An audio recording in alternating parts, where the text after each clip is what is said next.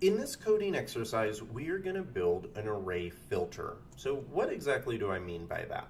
Well, if we come down to our test example, we can see that I've created an array and it contains all kinds of integers, 100, 2, 5, 10, and 11.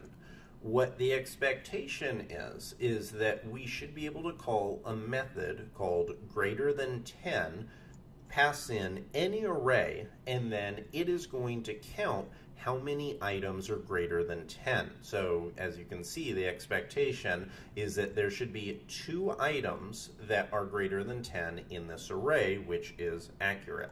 So let's come up here and let's start building it. So I'm going to create a method called greater than 10, and it's going to take an array as an argument, and inside of this we are going to use the count method.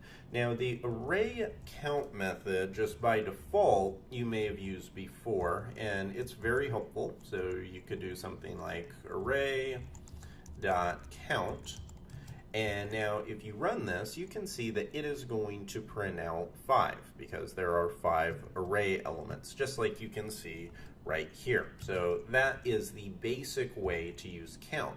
However, count also allows us to have a little bit more flexibility, and it allows us to pass in a block. So whenever we pass in a block, instead of just the default value, what I can do is actually pass in a filter. So right here, what I can do is say e greater than 10, and what this is going to do now is it's going to filter it. So it's going to go through the array, it's going to find every element, and then it's only going to count the elements that are greater than 10. So let's run this, see if it works. And there you go. Look, there is our answer. So it is counting, and it says that there are 2 elements, which is exactly what we're looking for. And if you look right here, you can see that in the output it shows that the first time it went through, which was 100, this was true. The next time it was false, followed by false, followed by false, followed by true, which is the exact way that we wanted it to process.